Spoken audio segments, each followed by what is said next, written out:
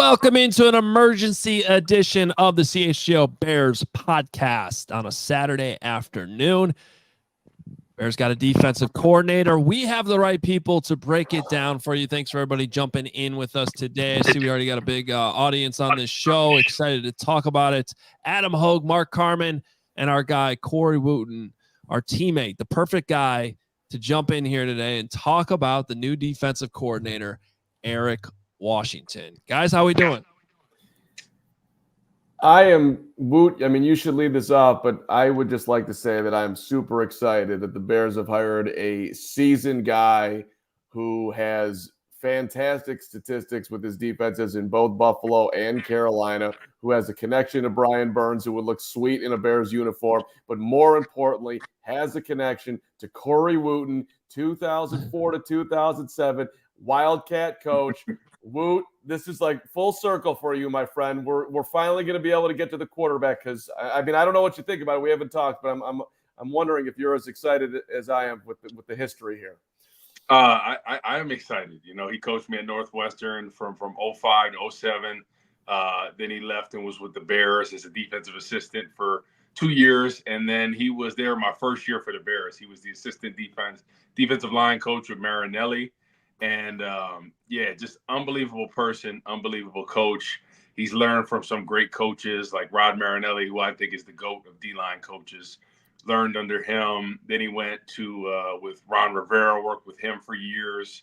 And then he's in Buffalo, and now he's back home. So it's good to see him. Really, really love his coaching style. He holds people accountable, and I think that's something that the Bears need. They need to be held accountable, everybody. And he's a D-line specialist. So we're talking about the area of the defense that needs to greatly improve. I think that's the defensive line, and I think it was great hiring him because we do have Montez Sweat, but other than that, we don't really have any dominant defensive linemen. And I think this will be huge when we're talking about a year where the Bears really need to beef up that defensive line. Who better to come than Eric Washington to get in polls and Eberflus's ear to be like, hey, we really need to get this going on defensive line. So I think that'll accelerate this offseason. And this will be the first year, I think, where they really solidify that defensive line. Quick shout out to our CHGO diehards who have already been discussing this all morning long in our diehard Discord lounge. And it's always a good place to get immediate reaction too, even when we're not able to jump on the pod right away. But we got everyone together, and like you heard there, Corey played under Eric Washington. So this is insight you're not going to get anywhere else right now. Just so we get the background, fully on the table. So Eric Washington's 54 years old. He's been coaching in the league since 2010, like Corey Woot said. When he was actually 2008 was his first year with the Bears. It was 2010 when he became the D-line coach, when he was coaching Woot. And he went with Ron Rivera to Carolina. So, he knows the scheme. He coached under him there, ends up in Buffalo after that, where he's been under Sean McDermott. Great place to be. Not only was the defensive line coach there, but also assistant head coach. So in terms of credentials and experience, in somewhat of a tricky thing that needed to be threaded here, with which we've talked about a little bit, with the idea that ideally you keep Matt Eberflus calling plays. So what type of D coordinators can you actually attract here to this job, knowing that they wouldn't get the play calling duties? This is about as good as you can do, I think. I mean, you're getting an experienced guy that is technically getting a bump back up to defensive coordinator here, at least in terms of title, but is probably totally comfortable with working with the defense as a whole, probably specializing on the D-line at the same time, and still allowing Matt Eberflus to call the plays. Just in terms of that, before we get into some of the specifics with you and him, I just think it's a really, really good fit. It's like you said, probably the best situation for the Bears, because not many coordinators are going to want to give up the play calling duties. So I think it's a win-win at that point. And especially like you said, he's really going to focus on the defensive line. And when we're looking at this Bears defense as a whole, what's the area that needs to improve? The defensive line. And he's a proven guy that's learned under some great defensive line coaches. Especially from the difference from when he coached me in college to then when I was with him in the Bears. And he got to learn under Rod Marinelli for a couple of years before I got there. And just the difference, like it's iron sharpens iron, right? You learn from the best, you become the best. And I think that's what he's become. And talking to guys that have played with him over the years, they're like, oh, he's an amazing coach, how he's able to break down the technique, a hard worker, and just attention to detail and holding guys accountable. And in this league, that's how Rod Marinelli was, right? He held everybody accountable. And I think that brings the best out of each player. And I think that's what Eric Washington is going to bring to the table. Oh, it looks like Carm froze there. Wow, look at that. That's the only way to get him to stop talking, I guess. Yeah, at least if at least it froze on his good side. I'll say that. We wouldn't want the other side there. He looks good. It's nice he looks look. great. Now he's gone. I think our listeners are probably pretty happy, right now with that contribution. That's what we need with Braggs too. We need to get him frozen because he talks too much. Oh man, if I had a freeze button, it would be oh, great. Here we go. Look at Braggs in the stands commenting. Oh, yeah. Oh, of course. He's at Disney on Ice with his family, which is a great thing to do on a Saturday. And I'm sure they're having a great time. But of course, he's just got to jump in here and whine about the money he had to spend on it. I'm sure. Hey, if you're talking Disney bucks, it ain't gonna be cheap. I don't care what it is. Exactly. Anything with Disney in it, man, you better be willing to pay for that. Oh, I went there last year, man. It was expensive. Well, let's get into the nitty gritty then about your time with him. So, he was there at Northwestern with Fitz before Fitz got the head coaching job. He was coaching D-line. Fitz was linebackers coach, recruiting coordinator then. So he was there when all that happened, and then Fitz got the head coaching job. And then eventually, he leaves Northwestern because he gets an opportunity in the NFL with the Bears. What you mentioned some of the differences and how he even grew as a coach from Northwestern to when you saw him at the Bears, but just what were some of the things that as a player made you gravitate towards him, respect him just as your position coach? Because as we all know, man, that position coach is sometimes more important than the head coach when you're a player on a team. I agree with you. And I loved the fact that he held people accountable, right? When I was coming from high school, right, I came from a program in New Jersey, Don Bosco Prep, where we put out a lot of college guys, and our high school coach ran it like a college program, right? Chew you out when you messed up, held you accountable, and that's exactly what Eric Washington was.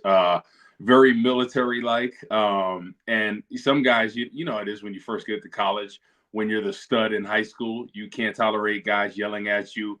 But I love the fact, I always thought that if a coach is yelling at you and he's holding you accountable, he cares about you. And ultimately, I think he cared about every guy there and he wanted the best out of you. And I could just see my improvement every year. And actually, I talked about this, the meeting that I had with Coach Fitz in 2007. I had that same meeting with Coach Washington before he left for the Bears. And that kind of fueled me for that next year. And that's when I had the breakout year at Northwestern. And he was just telling me, man, you're too talented to play like that. You need to play better. You need to get better. And he lit a fire into my ass. And I appreciate him and Coach Fitz for that. And then just seeing the difference, like obviously at Northwestern, we ran a scheme when he was there. It was a read and react scheme from a 4-3.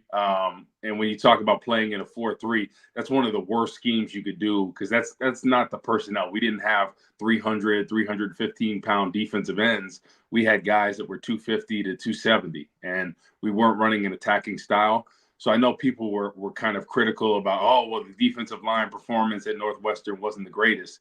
But ultimately, that was out of his control, right? As a defensive line coach, you have to teach whatever scheme that coordinator wants. We had Greg Colby, nicest guy in the world, but that was a terrible scheme for a 4-3 players. So, but I just see the difference from when Northwestern to the Bears learning under Rod Marinelli. And when I first got there, he was instrumental in just helping me understand the differences of that attacking style scheme, which was unbelievable. The hand usage, especially with defensive linemen, being a mentor for someone like me that's in the league that's trying to figure out stuff. Because as a rookie, it doesn't matter you're a first rounder, fourth rounder, that stuff you did in college, that stuff ain't gonna work in the league. You're going against grown men that's got families and have great technique. So just his progression over the years, and just admire what he's been able to do, and just, you know, the respect he has around the league. I think people really respect what he's been able to do, and I'm excited for the opportunity for him. And I actually talked to him a couple months ago because one of my friends, his friend that works at the Bills, we were golfing together in Jersey, and then Coach Washington called me. He's like, "Oh, you were with RJ." He was telling me, blah blah blah, and it was good to hear from him because it's been a while, and you know, I feel like he's somebody I've always looked up to, and he was asking about the family and asking about his family. So he's a really great guy, family man. And I think he's going to take the Bears defense and defensive line to the next level. All right, we'll bring Karn back into the conversation here. I do want to quickly follow up, though. Woot, do you know, because sometimes players know this, sometimes they don't, but do you know if your connection with him in college had anything to do with you getting drafted by the Bears? Because, I mean, the coaches don't draft the players, but they do get asked for input. They do get asked to look over film and, you know, and grade some of these guys.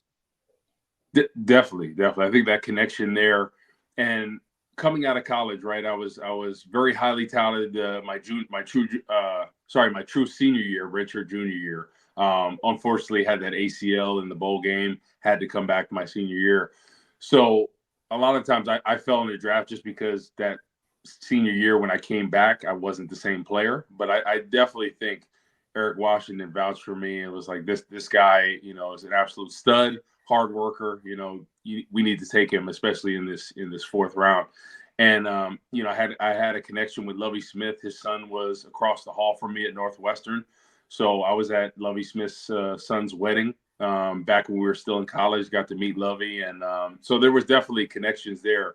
I think that allowed me to be drafted to the Bears, and I think it was the perfect scenario. You know, playing in that Tampa 2 scheme is one of the best. And you know, unfortunately, my first 2 years didn't really contribute as much as I wanted to. But in that third year, 2012, that's when I had my breakout season and was able to start opposite Peppers, and that's when we had that top 5 defense. And so I think that connection there definitely was instrumental in getting me drafted to the Bears.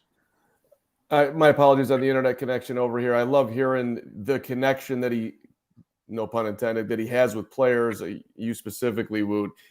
And I'm not sure if you guys underlined this, but look, the Bears passing defense, 25th in the NFL last year, 237.8 yards allowed per game. Their sack rate was the worst in the NFL. So outside of just connecting with guys, Woot, could you, and I'm hoping you haven't covered this yet, but can you bottom line what he does well to help guys get better? All about the hand usage and get off. And that's something that we've been talking about, especially with a guy like Gervon Dexter. Yeah. I would not be surprised if Eric Washington gets him going this year, because that's what he's known for. I remember my first year in the Bears and being able to transition right from the beginning of the season. Really wasn't playing a role my rookie year, and then towards the end of the season was the third guy rotating with Peppers and Adonijah, and really being an integral part of that rotation. He helped me out tremendously, right, in my ear, after practice, before practice. And I think that's what he's going to do for a guy like Gervon Dexter. He has all the tools in the world, right? Sometimes are his hands outside, sometimes is he high, sometimes is he not getting off the ball. Those are all the things that Eric Washington can work with him. And I think he's going to look at his tape and say, imagine what I can do, what I've been saying this whole time. Imagine what I can do with a guy like Gervon Dexter when he gets off the football, when he really works on his hands, when he works on his pass rush, what type of player he can be. So I think when you're talking about development, you know, a guy like Pickens as well, maybe even a guy like Rob, that we just really haven't seen the progression from year 1 to year 2. A lot of times that year 2 to year 3 for guys that really haven't proven themselves, this is a huge year, because, you know, at this point, you know, the first 2 years, they wanted to see what you can do. The third year, hey, if you're not bringing it in training camp, you're not showing your value, you're going to be gone. So this could be like a critical year for a guy like Rob for a guy like Eric Washington to really help with his development. So I'm looking forward to seeing that. And Carm, you talked about the pass rush. That's something that Eric Washington brings to the table, being able to develop these pass rushers. His last year in Carolina was Brian Burns' first year. And he coached another guy, Mario Addison, that was with me in Chicago. Hogue, I don't even remember if he's undrafted free agent. Yeah. Unbelievable quickness. very raw talent, came out of Troy. And Eric Washington helped take his game to the next level, and he ended up getting paid two contracts, one in Carolina and then followed him in Buffalo, and ended up being a really underrated pass rusher in this league. So he's been able to develop a lot of young pass rushers and turn them into forces in this league. So looking forward to seeing what he can do with two of our own homegrown talent in Gervon Dexter and Dom Rob. I find the whole thing interesting that he wanted to or was willing to leave Buffalo to come here. I'm assuming Hogue, what's your read on that? It's a money situation and opportunity. I'm assuming it's a combination, but it's a big time endorsement of coming to Chicago and being on this staff, which, some could look at it like it go one way or the other. Yeah. I don't know the ins and outs of the Buffalo situation right now. Obviously they're looking for a defensive coordinator right now. So if you're, going to be cynical about this, you might ask, well, why wasn't he just getting that job in Buffalo? I do know that what I do know about the Buffalo situation going back to last year is there's been some drama there behind the scenes. I mean, Leslie Frazier left and there was whispers at the combine last year that Sean McDermott was just sort of a hard guy to sometimes work for. I think he's respected, but that's sometimes I think that can create a little bit of a power struggle within the coaching staff. So I don't know enough about the ins and outs there. But technically from, you can quibble with the idea of assistant head coach title.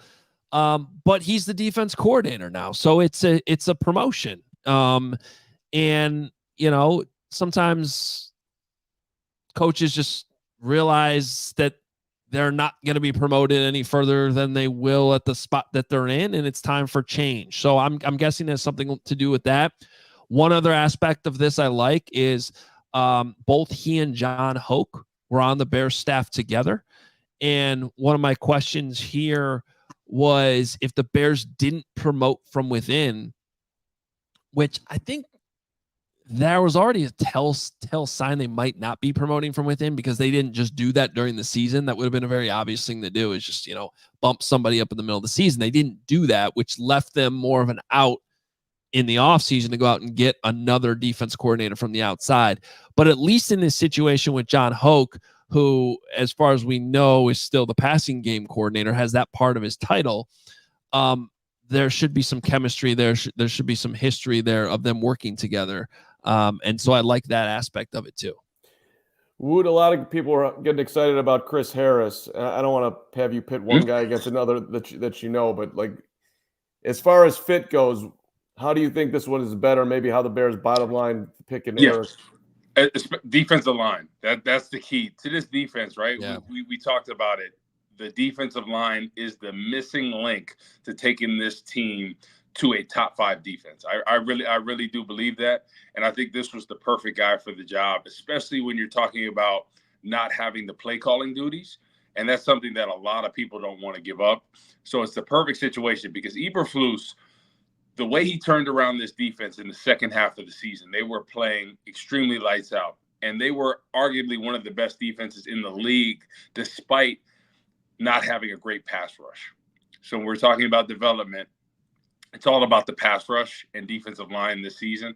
And I think it's the perfect situation because the linebacking core was playing lights out throughout the season. Secondary was on a different level. Hopefully they can work out everything with Jalen Johnson. But I think now what I've been preaching this whole time is the defensive line, the trenches, are such a critical part of a team's success. And this defense, I guarantee it, that they'll address both of those, that end position opposite Montez Sweat and 3 technique. And once they do that, this Bears defense is going to be a scary team. And I just love the fact that Eric Washington is a great developer of talent. And if he can get a Dom Rob, that would be great if he can develop him. But I think I'm more intrigued about Gervon Dexter because he's been able to make an impact without getting off the football, with doing everything sometimes with your technique and still being able to be effective. So imagine if Eric Washington can get with him. I guarantee it, from the minute he gets there, they're going to be working on all those get off, pad level hands. He's going to hold him accountable. He's going to push him, and he's going to make him the best version of himself he could be. How long of a process? How long of a process is that? Yeah. Yes. You know, it just depends. You know, honestly, I think by training camp of the season, I think we can see a major improvement for Gervon Dexter.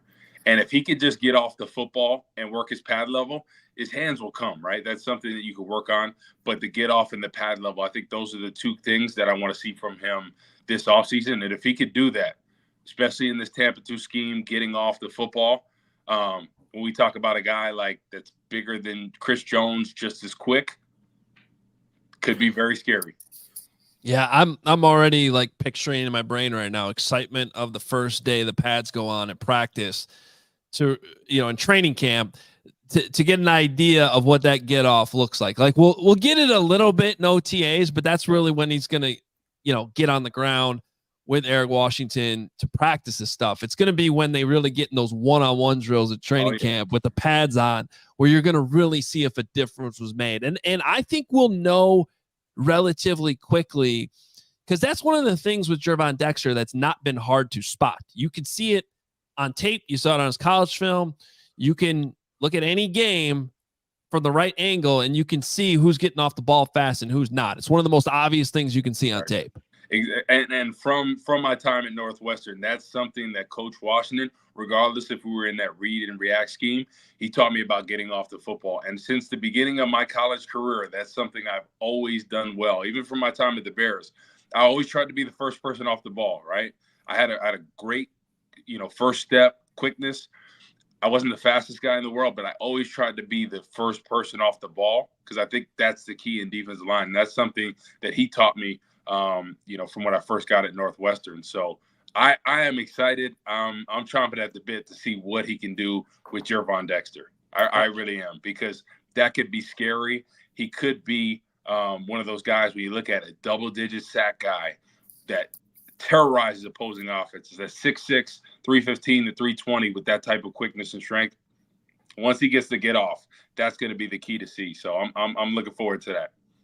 I got to tell you, to both Flus, throw Poles in there too, you've got a staff that could be looked at as, you know, perhaps if the Bears don't do well this year on the way out, they go out and get an offensive coordinator in Shane Waldron that was sought after at least by one of the team, maybe more.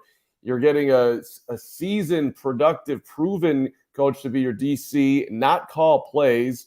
If all reports are right, I'm also happy that Matt Eberflus is keeping that duty, because he's proven that he A, likes it, and B, is good at it. Maybe those should be flipped the way I just said it. You know, the quarterbacks coach, I would have loved some seasoned dude coming in here, like the QB guru. That was more of a roll of the dice, it feels like. Maybe they got it right, maybe they didn't, and that would suck if they didn't get it right. But I mean, at bare minimum, it does feel like they're having 2 out of 3 and a pretty damn good start to the offseason as far as revamping the coaching staff. Exactly. One last thing. So with Eric Washington, he's very old school. He's just like Marinelli. And what I love, especially for the young guys that are trying to develop, he's going to be on their ass. I mean, that's as simple as that. And that's what you need, especially when you're a young guy developing and growing this league. And that's something that, like, Eric Washington does that Marinelli did with me. You know, my first 2 years didn't do anything at all, like, to be honest with you. And then in that third year, the whole offseason, he was on me, you know, like holding me accountable. And it brought out the best of me. And I think that's the mark of great coaches. Those old school coaches, like, nowadays it's tough to yell at people and hold them accountable. But I think there is a lost art in that, because I think it makes these young players men. It hardens them. It allows them to reach their greatest potential. And I think that's what he's going to do across the board with those young guys.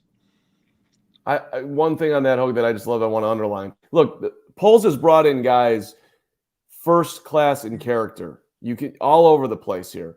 And Gervon Dexter and Zach Pickens, I've talked to both of them a bunch of times. These are first class guys who want it really bad. So to Woot's point, somebody's, you know, getting under them and lighting a fire. I don't think they're running from it. I think they're embracing it. So hopefully, you know, that combination works out huge for the Bears. You know, one thing I like too about this is I do like coaches that have a system that they believe in, you know, that they have a lot of experience in. But sometimes I get worried when they've only been in that, you know, that they're just too like I think that's somewhat of Yeah, I mean, we don't have to go back to Matt Nagy, but that was kind of like, okay, well, this is all Matt Nagy knows. He's just done this offense the whole time. In this case, I love the fact that Washington went to Buffalo too. Like, yeah, there's similarities, but like it's a totally different experience. It's different coaches. Getting that experience under Sean McDermott on top of it. Now he comes back to a place he's familiar with, that's running a similar scheme as when the last time he was here. But the one thing I will say about Flus that I think he's backed up, from the day Matty Eberflus walked in there, I remember talking to him in when I had a one-on-one interview with him right after he got hired. And one of my biggest questions was like, okay, the Tampa 2 was great, but it seems to be a little bit outdated in today's NFL. How set are you in those ways, or can you adapt? And I think we've seen an ability to throw wrinkles in there, get creative. And we saw that especially pick up after he took over the play calling duties last season.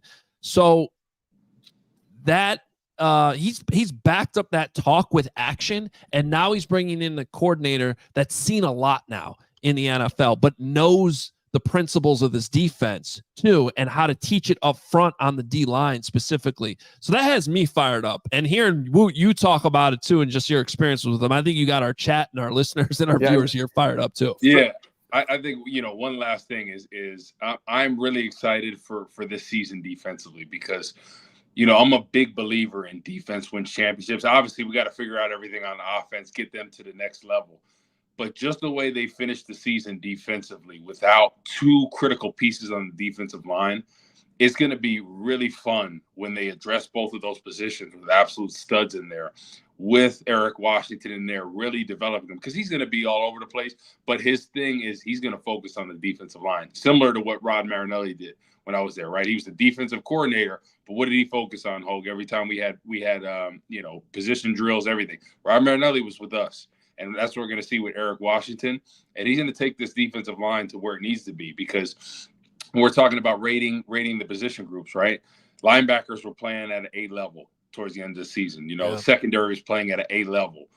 Defensive line, they were C+, B- at times, right? Montez Sweat played well, but as a whole, pass rush wins in this league, and that's the area, right? Rush defense, the Bears improved. They were number one pass rush defense, right? But as far as pass rush, they were towards the end of it. Sack numbers, and this year, imagine with that same defense, and the sack numbers are way up with those studs over there. I think it's a scary situation.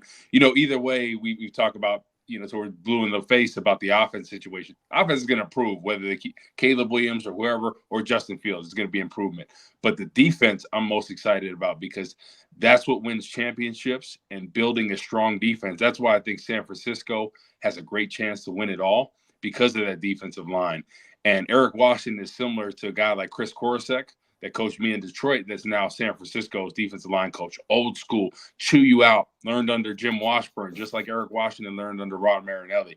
So I'm telling you, he's going to hold these guys accountable, and we're not going to see any loafing. We're not going to see guys not running to the football. We're going to see a different defensive line this year, and I'm really excited. They'll probably be the most improved unit throughout the league. Wow. I'm sure of this. One comment from Eberflus, and you just underlined, I think that he can do all of this, on what he was looking for a DC. Quote, can be in front of the room when I'm not in there, when I'm with the offense or preparing for something else, working in other areas of the building. And you're shaking your head, yes, Woot, that you feel like he absolutely can do that. Yeah, well, 100%. I mean, he's done it. He's been proven as a defensive coordinator. He has experience under some great coaches. So that's what you want, because obviously Eberflus is going to call the plays, but Eric Washington is going to be the one to relay everything when, he can't be with the defense at that point. I think it's like the best case scenario for the Bears right now. And I'm really looking forward to this. And, I reached out to him and looking forward to talking to him. And who knows, maybe we can get him on the show here. I was going to say, that'd be a great get if we can get it done. Exactly. So, hey, before we get out of here, Woot, Lions, 49ers, your guy, Kyle Shanahan, what do you think tomorrow? Yeah, I think they're going to win it, right? Last week, I'm worried of teams after a bye week. Because you think the Lions are going to win or the 49ers? No, I think the 49ers are going to win. Okay. I think the 49ers are going to win this one. I think their defensive line is too dominant. I think they're going to bounce back. They kind of had an okay performance against Green Bay, but I think they're going to take the next step, get to the Super Bowl, and I think they got a chance to win it all, depending on who their opponent is. So, what do you guys got on that one? I like the Lions to cover. I'm gonna say that. I think they keep it close. I think Dan Campbell's got those guys believing, and I just need to know what's up with Debo. Like how much he can.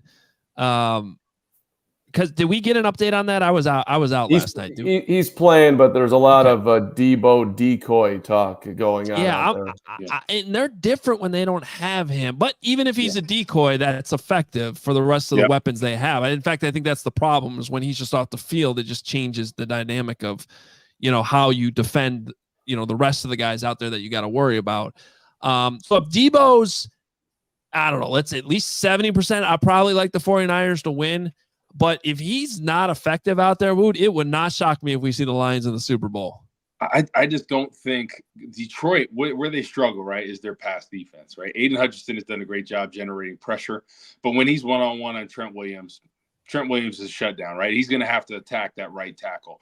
I just don't buy Detroit's secondary. And I know Shanahan is a brilliant offensive mind, even despite sometimes I don't like his arrogance. And, we had that little tiff last year when he tried to call me out.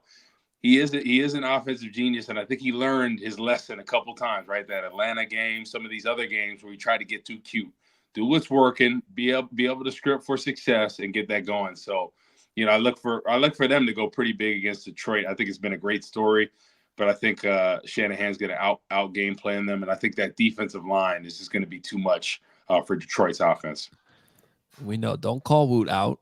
Don't call Woot out. What are you doing? I almost had the score right too. See, this is what Braggs hasn't learned. He just look at it right there, right on time. Like I didn't even know that was coming, but there it is. The comments, Braggs in the stands, $2. Usually we give $5, but he had to spend all that money on Disney today. So now it's only a $2 super chat saying some great insights from Mr. Spaghetti Arms. You know what he should take that super chat money and put it in the fund and donate for some TRT or Synthol because he needs to ingest something in those arms because those are weak.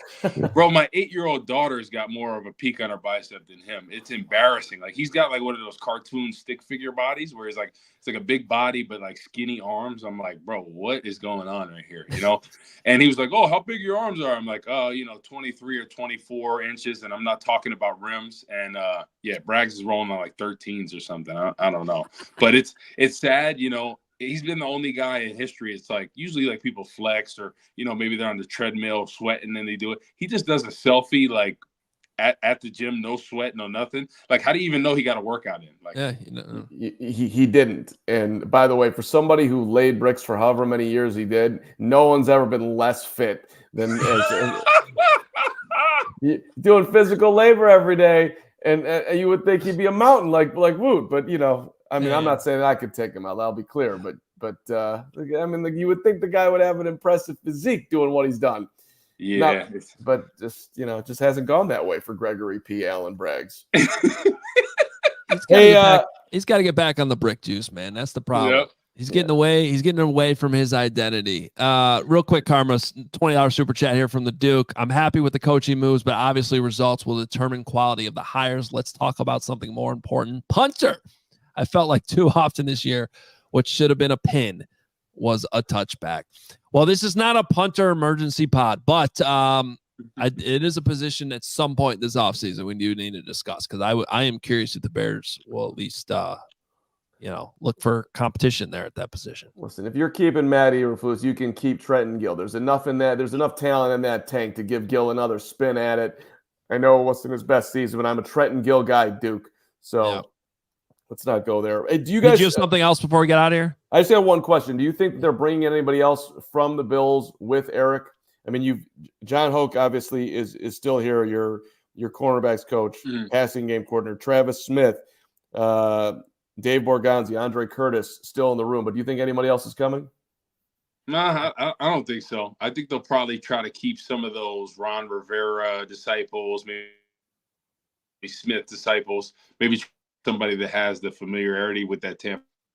I think they'll try to keep it pretty similar as far as that goes. So I don't see anybody else from the Bills probably coming over here. Yeah, they don't really have any openings either. I mean, they're that they really just had to replace Alan Williams. So then you see coaching shuffling, you see guys, sneak out the door here and there. So there's still coaching staffs to be filled too across the league. There's still 2 head coach openings. So there's still going to be some movement here. And a lot of that happens at, the East-West Shrine game and the Senior Bowl next week. So there still could be some coaching movement. We will obviously keep track of all that. Question for you guys real quick. How would you guys feel about having Danielle Hunter and Johnny Newton next year for the Chicago Bears defense? How would you like those apples right there? I would be excited about that. That would be a dream list right there for me. Yeah, I mean, Danielle Hunter, he proved himself this year. And exactly. He's still only 28, 29 years old. So and opposite Montez Sweat, that's a pretty good duo. Exactly. And then Johnny Newton up there, a 3 technique, causing chaos, and Gervon Dexter getting to the next level. Imagine that rush package NASCAR. Woohoo! Get me excited.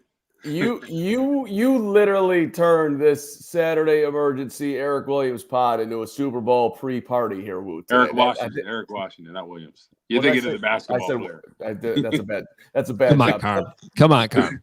That wasn't me. That was somebody else. Okay, Eric Washington, my guy. 54 years old, Bears DC. Let's go. Former Wildcat. Exactly. But the bottom line is I think you created a Super Bowl pre-party here, Woot. You got people excited. You got me excited. You got Hogue excited. Look at how happy Hogue is on this. At least on defense. See, we don't get to talk about defense. We're quarterback all the time. This is a defensive pod. That's why we brought the master in, Corey Wootton.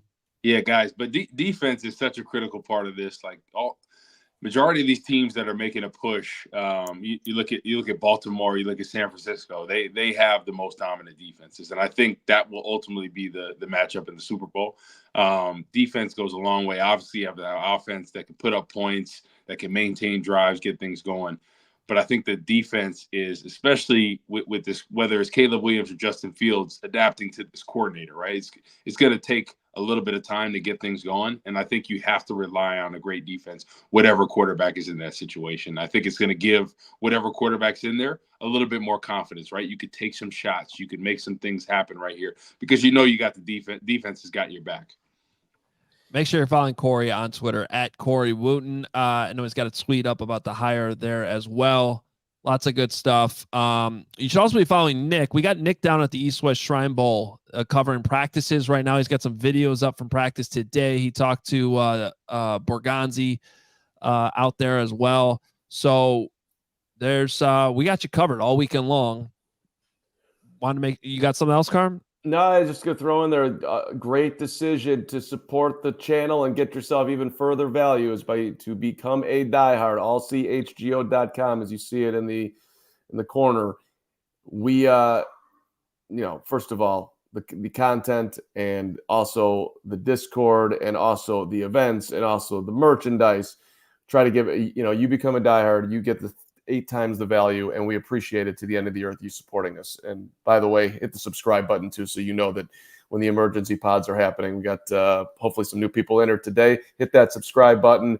We are here Monday through Friday at noon, and then pre and post games, and then anything breaks.